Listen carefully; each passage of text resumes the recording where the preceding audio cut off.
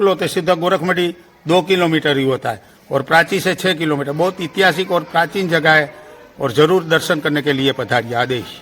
हाँ, आप जब ये गोरखमढ़ी गांव के अंदर आओगे तो पहले आपको वृक्ष का दर्शन करने को मिलेगा और ये वृक्ष उसको गोरखांबली बोली जाती है कि जहाँ गोरखनाथ ने तपस्या की वही वो वृक्ष होता है। यहाँ से आप पहले आओगे तो जूनागढ़ गिरनार पे ये वृक्ष, आज भी गोरखमढ़ी के अंदर ये वृक्ष का झाड़ है। पहले गांव में आओगे तो पहले आप जरूर वृक्ष का भी दर्शन कीजिए। वर्ष में एक बार फल आवे ने फूल आवे, ये हाँ, ने પછી और- વૈજ્ઞાનિકો આવ્યા હતા। और ये वृक्ष बहुत ही प्राचीन वृक्ष है और उसमें चौमासा आता है तब उसके अंदर फल और फूल आते हैं। बहुत ही लोग आते हैं, उसका रोप भी नहीं बनता है और आज बहुत ऐतिहासिक दर्शन करने के लिए पूजा जाता है वृक्ष को। ये छोटे छोटे बच्चे को जब खांसी होती है तो पब्लिक बहुत दूर से आती है और उसकी मानता मानी जाती है और उसको श्रीफल और दौरा बांधा जाता है, इसलिए उसकी मानता लेके भी दूर दूर से पब्लिक आती है। મારું નામ દેવસી કામડિયા છે, મારું ગામ સુત્રાપાડા છે અને અત્યારે જે આ તમે જે મીટના માધ્યમથી અહીંયા જે આ જે વૃક્ષાનું જે કરવા આવ્યા છે એ સુત્રાપાડા તાલુકાના ગોરખમઢી ગામની અંદર અહીંયા હજારો વર્ષ પહેલાં જે ગોરખનાથ છેક થઈ ગયા, ગોરખનાથના જૂનવાની જગ્યા છે અને આનો ઇતિહાસ છે કે જ્યાં રૂખડાનું ઝાડવું છે એ સુત્રાપાડા તાલુકાના ગામમાં એક રૂખડાનું ઝાડવું છે, એક માંગરોળ તાલુકાના હુસેનાબાદમાં છે અને એક બીજું ગિરનાર રોડ ઉપર છે। આ રૂખડાની માન્યતા એવી છે કે આ રૂખડાના ઝાડવાની નીચે અમુક ઉધરસ કોઈને થઈ ગયું ને આની માન્યતા રાખે અહીં શ્રીફળ બાંધે તો અહીંયા ઉધરસ મટી જાય છે। કોઈ બાઈ પ્રેગ્નન્ટ થતી હોય એના ફૂલનો ને બધું ઘણો બધો ઇતિહાસ છે। આની નીચે પ્રેગ્નન્સીનું પણ ઘણું બધું થાય છે। અહીંયા એક જૂનવાણી કૂવો પણ આવેલો છે અને આ પાછળની જગ્યા છે ગોરખનાથની છે। આનું કોઈ તમે ડાળી વાવો તો આની ડાળી પણ નથી થતી કે આનું બી પણ નથી થતું બરાબર। આની અંદર એક ફૂલ થાય છે અને ચોમાસાની અંદર આના પાન થાય છે, સફેદ ફૂલ થાય છે। પ્લસ બીજા નંબરની અંદર કે જ્યાં જે રૂખડાનું ઝાડવું છે રૂખડાના ઝાડવાની અંદર ઘણો બધો ઇતિહાસ છુપેલો છે। આ ગુરુ પુરાણની અંદર છે ને જે ગોરખમઢીની અંદર જે અત્યારે ગોરખનાથની જે જગ્યા છે એની અંદર જે ઘણા બધા અત્યારે જે એની અંદર જે પુસ્તકો છે પુસ્તકોની અંદર પણ આ રૂખડાનો ઇતિહાસ લખેલો છે। અને અહીંયા ગોરખનાથની જે જગ્યા આવેલી છે, શિવની જગ્યા આવેલી છે સરસ્વતીના કાંઠે અને આ જે રૂખડો તો રૂખડાના કાંઠે જે 4 લાઈન આવી છે, 4 લાઈન આ રૂખડાના ઝાડવાના કાંઠે 4 લાઈન પણ ફેરવવામાં આવી છે। આના કારણે ને આ એક ઇતિહાસ છે। આ 2000 વર્ષ થઈ ગયા છે છતાં પણ અત્યારે આ રૂખ જીવે છે। અને મતલબમાં બીજું કે આ જે રૂખડો છે રૂખડાની અંદર આનું કોઈ બી કે કોઈ નથી, આ એક કુદરતી ઝાડવું છે ને આ કુદરતી રીતે થાય છે। આટલી મારા સૂઝબૂઝ પ્રમાણે એટલે હું આનો ઇતિહાસ જાણું છું। આ નારિયેલ બાંધેલું શું છે? આ જે નારિયેલ બાંધેલું છે, નારિયેલની અંદર જે નાના બાળકો હોય, નાના બાળકોને જે ઉધરસ થઈ હોય, કોઈ શરદી થઈ હોય, કોઈ કફ થઈ ગયો હોય, આ માન્યતા છે કે અહીં છે તમે રૂખડાના નીચે આવીને તમે એનું નારિયેલ બાંધો એટલે તમને જે માણસ છે માણસને જે બાળક હોય બાળકનું ઉધરસ પણ મટી જાય છે। વાહ। કોડીના કે આવા જેમ કે ન્યૂઝ ચેનલ દ્વારા આ માહિતી મેળવો। વધુમાં વધુ આ વિડીયો જુઓ અને વધુમાં વધુ શેર કરો અને આ ઇતિહાસ શું છે ઇતિહાસને તમે તપાસો।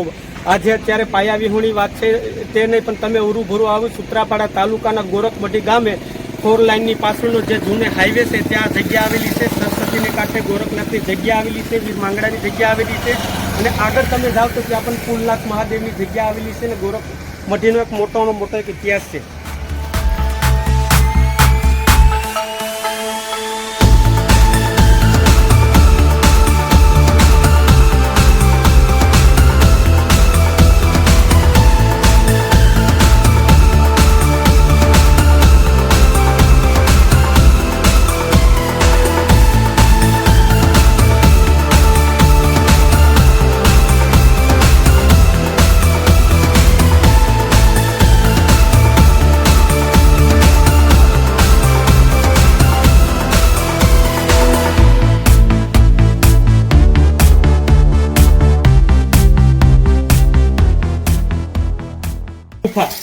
મારું નામ દેવસીભાઈ જીવાભાઈ કામડિયા, મારું ગામ સુત્રાપાડા।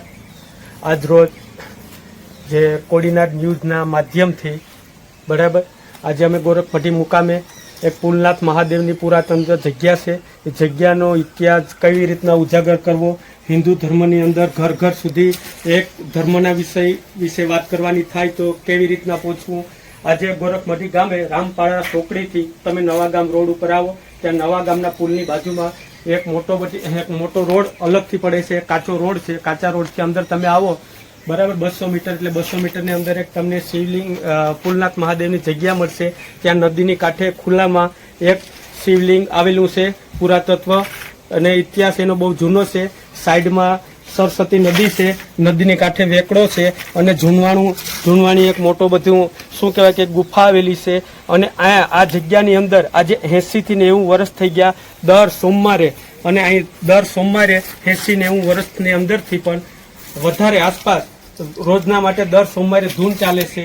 જ્યારે રક્ષાબંધનની બળદ છોડ છે ત્યારે રાખડી છોડવાનું છે, ત્યારે પણ અહીં લોકો બધા ભેગા થાય છે, માનવ મેળામણ ભેગો થાય છે અને અહીં રાખડી છોડે છે. અહીંના જે મહંત છે, સંત છે, તે પણ મારી બાજુમાં અત્યારે ઊભા છે, અને એ લોકોને પણ આના વિશે ઘણો બધો ઇતિહાસ છે. અને આ કેવી રીતના આને ઉજાગર કરવું, કેવી રીતના આપણો ઇતિહાસ આગળ લઈ જાવો, હિન્દુ ધર્મ આપણો શું છે એની લોકો સુધી મેસેજ પહોંચે, એવી એક બધા લોકો પાસે ગીર સોમનાથની અંદર, ગુજરાતની અંદર, પૂરા ઇન્ડિયાની અંદર અને હિન્દુ ધર્મ કેમ આગળ વધે એવી બધાને હું એક નમ્ર અપીલ કરું છું. અને જે લોકો આ વિડીયો જેના માધ્યમ સુધી પહોંચે તે લોકો પણ આ ઇતિહાસ શું છે તેને જોવા માટે, દર્શન કરવા માટે અહીં પધારે એવી ખાસ બધાને નમ્ર વિનંતી કરું છું. બધાને મારા વતી જય સોમનાથ. અહીંયા જે આ ગુફા આવેલી છે, ઇતિહાસકારો અને જે જૂના માણસો એમ કહે છે કે આની અંદર તપસ્યા પણ થતી. અંદર તમે જાઓ આ ગુફાની અંદર તો અંદર તમને ચોરસ જગ્યા મોટી મળે છે, અને સાઈડમાં જે બીજું છે તેને બંધ કરી દેવામાં આવેલું છે. ત્યારથી લગભગ મારા અંદાજ પ્રમાણે લોકો અને ઇતિહાસ એવું કહે છે કે અહીંયાથી જુનાગઢ નીકળી જવાથી એવી જે ગુફાઓ છે. અંદર તમે આ જગ્યાની અંદર તમે જાઓ તો અંદર તમને એક શું કહેવાય કે અગ્નિકુંડ જોવા મળશે તપસ્યા કરતા તે, બરાબર. અને આ જે ગુફાઓ અને આ જે જગ્યા છે તે ગોરખનાથની જગ્યા છે. જગ્યા ફરીથી રીસર્વે થાય, પુરાતત્વ ખાતાવાળા આગળ વધે અને આ જગ્યાને આગળ ને આગળ વધારે એવી મારી એક બધાને અરજ અને નમ્ર વિનંતી છે. જય સોમનાથ. જય સોમનાથ.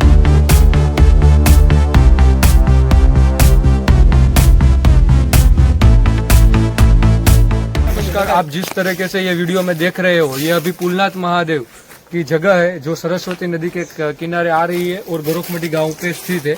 और ये जगह का पुराना इतिहास ये भी रह चुका है कि यहाँ पे जो ये गुफा आप जो भी देख रहे हो, वहाँ पे पांडव जी थे, जो पांडव कौरव जो हम महाभारत का इतिहास सुन रहे हैं, उसमें जो पांडव जी थे वो यहाँ से जूनागढ़ तक प्रयास किया था.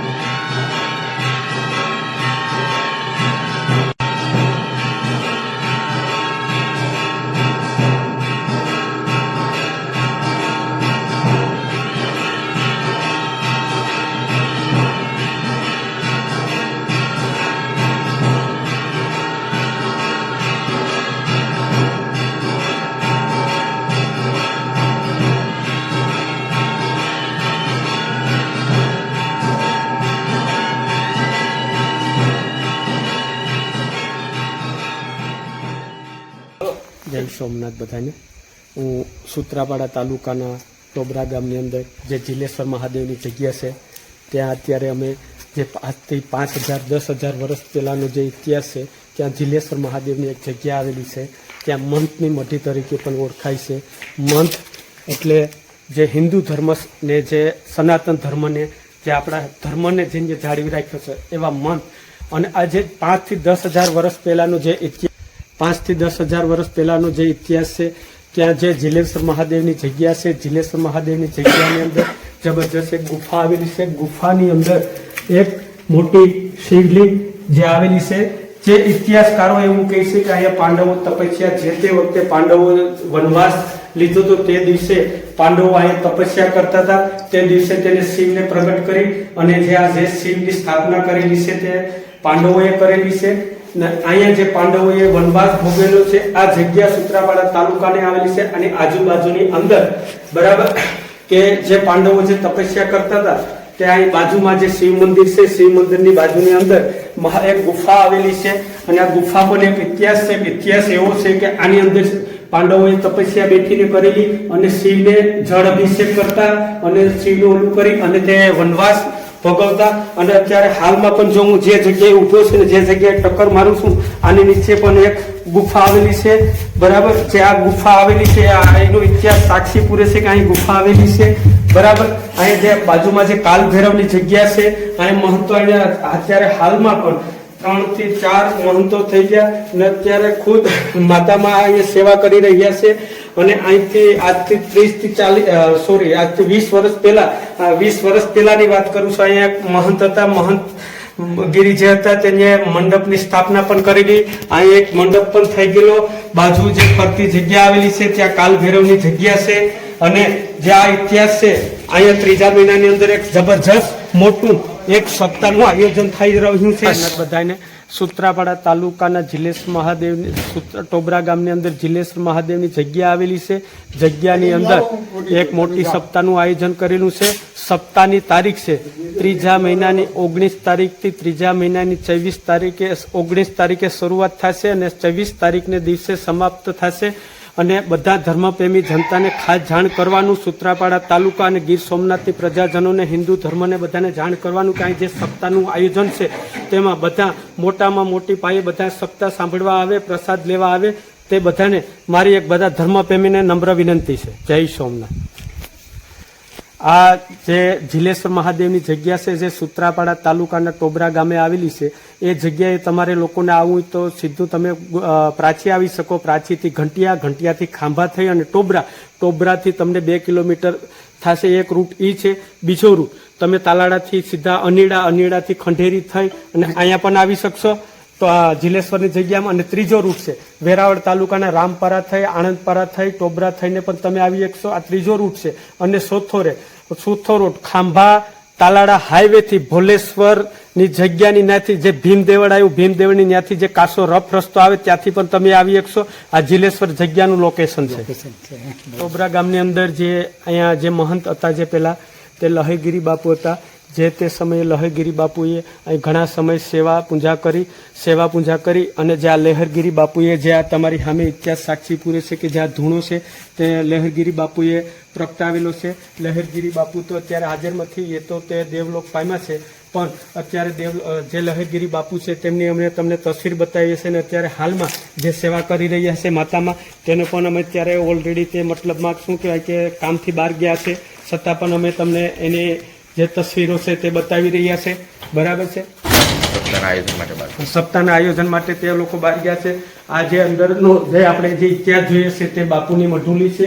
આ જે તે સમયે આ લહેરગીરી બાપુએ બનાવેલી હતી. હાલમાં અત્યારે જ્યાં તમે જે તસવીર જોઈ રહ્યા છો તે લહેરગીરી બાપુની છે.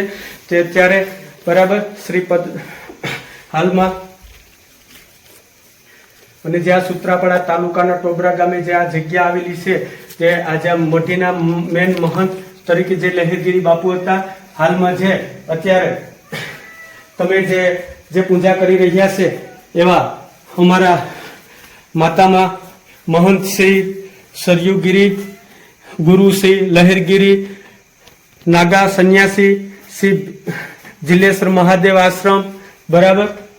આ અત્યારે હાલમાં જે સેવા કરી રહ્યા છે તે છે સેવક પૂજા તરીકે. બરાબર. હાલમાં તે અત્યારે આ એનો શું કહેવામાં આવે કે આ અત્યારે હાલમાં આ એનો આશ્રમ છે મુખ્ય. બરાબર. આ પોતાની કુટીર છે. પોતાની કુટીરની અંદર પોતે ભગવાન જિલેશ્વર મહાદેવનું નામ લે અને ઓલું સેવા કરે છે.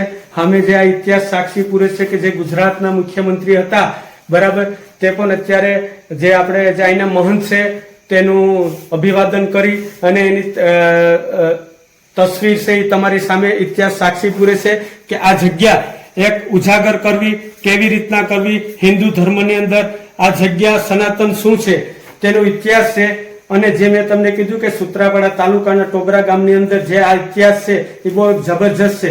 એટલું હું કે જય સોમનાથ બધાને. નમઃ પાર્વતી પતિ હર હર મહાદેવ હર. આ ફોટો કેની સાથે છે? રામાસુદામ 500 ની અંદર આપણે 15 થી 20 મિનિટ એમ કે કોંગ્રેસ વિશે બોલ. જય જિલેશ્વર.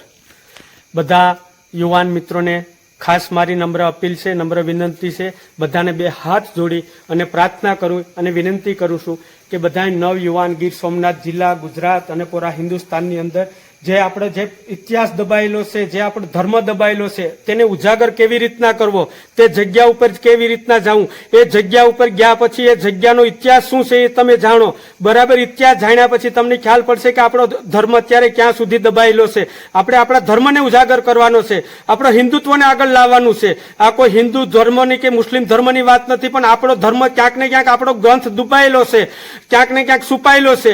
ગીતા એક આપણો પાયો છે, ગીતા પાયો આપણો મજબૂત છે. તો માની લ્યો કે આ જે પુરાતત્વ જગ્યા છે, જગ્યાને આપણે કેવી રીતના ઉજાગર કરવી.